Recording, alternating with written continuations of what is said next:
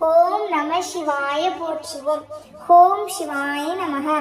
என் அன்பு குழந்தையே, என் உயிர் மகனுக்காக நான் கூறும் விவாதம் இது. என்ன அப்பா, எப்பொழுதும் மகனுக்காகத்தான் பேசுகின்றீர்கள்? மகனுக்கு ஒன்றுமே இல்லையா என்று கேட்கிறாய். ஆன்மாவில் எது வேறுபாடு? எனக்கு மகளும் நீயே, மகனும் நீயே. ஏனெனில் நான் உடலோடு பேசுவதில்லை. ஒவ்வொரு முறையும் உன் ஆன்மாவோடு பேசுகிறேன்.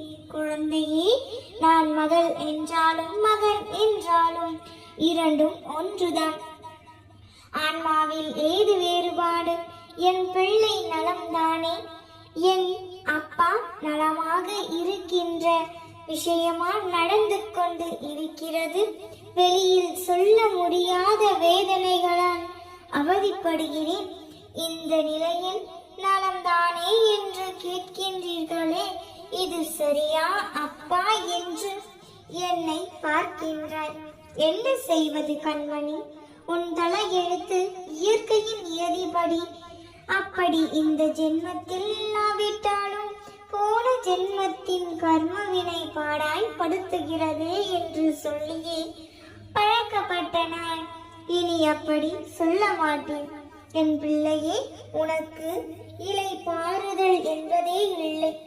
எந்த பக்கத்தில் இருந்து எப்பொழுது திகில் தரும் நிகழ்வுகளும் செய்திகளும் வருமோ என்ற பயம் உன்னை சூழ்ந்து இருக்கிறது.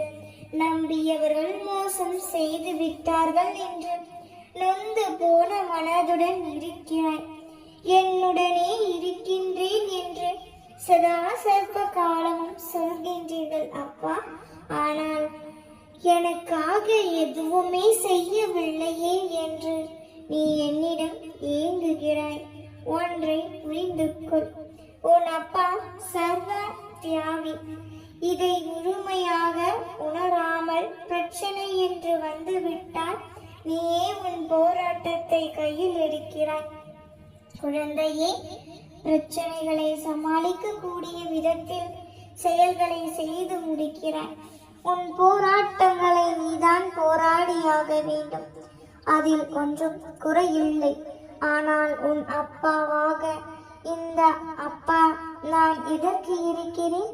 நீ எதை செய்ய நினைத்தாலும் உன்னை உன்னோடு அழைத்து கொள்ளுவேன். என்னையும் உன்னோடு அழைத்து செல்லுவேன். என்னிடம் வந்து கூறு. நாம் இருவரும் சேர்ந்து போராடுவதே உன் பிரச்சனைகளை விரைவில் தீர்க்க வழி. என்னை சரணாகதி அடையாதவரை நான் யார் மீதும் என்னை திணித்து கொள்ள முடியாது. என்னை அறியாதவர்களுக்கு எனது சிறப்பு உதவிகள் எதுவும் சென்று சேரவும் முடியாது. நீ எதை செய்ய தொடங்கினாலும் என்னிடம் சமர்ப்பித்து விட்டு செல். அப்படி செய்யும் போது எல்லா நிகழ்வுகளும் உனக்கு சாதகமாக அமையும். எந்த திகில் தரும் உன்னை சூழ விடமாட்டேன். நீதானே நான் என் பெற்றெடுத்த பிள்ளை. உன்னை சஞ்சலமும் ஆபத்தும் சூழ்ந்து கொள்ள அனுமதிப்பேனா என்ன? தைரியமாக போ கண்மணி. ஏதோ நீ ஆறுகள் மீது நடப்பாய், ஆனால் இவை உன்னை மூழ்கடிப்பதில்லை. நீ வனாந்திரத்தில் நடப்பாய். உன் கால்களில் முட்குகளோ கற்களோ குத்துவதில்லை. நீ பாலைவனத்தில் வெறும் பாதங்களில் நடந்தாலும் கால்கள் சூட்டை உணராது. இது என்னை சரணடைந்த என் பிள்ளைகளுக்கு நான் தருகின்ற உத்திரவாதம்.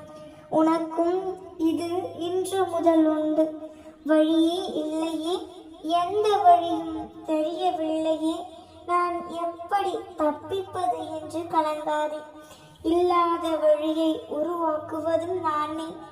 வழி நெடுக்க நிழல்களையும் கனிகளையும் ஏற்பாடு செய்து வைப்பதும் நானே. தாகத்தின் போது குளிர்ந்த நீரால் உன் வயிற்றில் குளிர வைப்பதும் நானே. உன்னை கொண்டு போய் சேர்ப்பது நானே என்பதை அறிந்து கொள். சில நாட்கள் நன்றாக தானே இருந்தாய், நம்பிக்கையோடு தானே இருந்தாய். எல்லாம் சரியாகிவிடும் என்று உனக்கு நீயே தைரியம் சொல்லிக் கொண்டேதான் இருந்தாய். என்னவாயிற்று செல்லம்மே? ஏன் இப்படி மனமுடைந்து உட்கார்ந்து கொண்டு இருக்கிறாய்? சில நிகழ்வின் வெளிப்பாடு உன் மனதை பாதித்து நீ நொறுங்கி போயுள்ளாய். உன் மன வேதனைகளும் மன குழப்பங்களும் அதிகரித்து கொண்டே வருகிறது.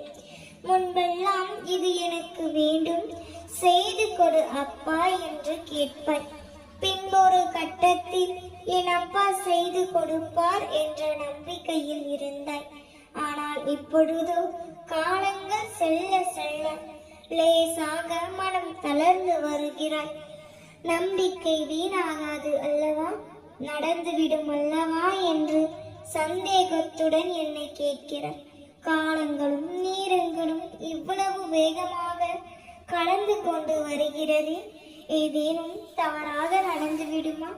இந்த பக்கம் நம்பிக்கையோடு காத்திருக்கிறேன், ஆனால் அந்த பக்கம் என்ன நடக்கின்றது என்பதே தெரியவில்லையே. மனமாற்றங்கள் நடந்து கொண்டு இருக்கின்றதா, இல்லை அப்படியே காலங்கள் நகர்கின்றதா? அப்படியும் இல்லை என்றால் எதிர்மறை ஏதேனும் நடக்கின்றதா என்று சிறு பதற்றம் உன்னை தொற்றிக் கொண்டது. உன்னை முழுமையாக நம்புகிறேன் அப்பா, ஆனால் ஏதேனும் ஒரு சிறிய அறிகுறியேனும் அல்லது சிறிய நிகழ்வேனும் என் கண்களுக்கு காட்டிவிடுங்கள். ஒரு சிறு நம்பிக்கை துளிவிட்டாலும் உறுதியாக நான் காத்திருக்கிறேன் என்று என்னிடம் கேட்டுக்கொண்டு இருக்கிறேன். உன் நம்பிக்கையில் குறையில்லை கண்மணி. உன் மனம் படும் பாட்டை நான் அறிந்து கொண்டுதான் இருக்கின்றேன். எதிர்மறையும் மாயையும் உன்னை சூழ்ந்தாலும் உன் மனம் என்ன என்பதை உன் அப்பா நான் அறிவேன். என் மீது நீ சந்தேகப்படவில்லை. உன் பக்தியிலும் அன்பிலும் எந்த குறையும் வைக்கவில்லை. உன் வாழ்க்கையை நினைத்து நீ சற்று பயப்படுகின்றாய். அது தவறில்லை குழந்தையே. இந்த நிகழ்ச்சியில் இத்தனை போராட்டங்களுக்கும் மத்தியில் இவ்வளவு தைரியமாக நீ நிற்பதே பெரிய விஷயம்தான்.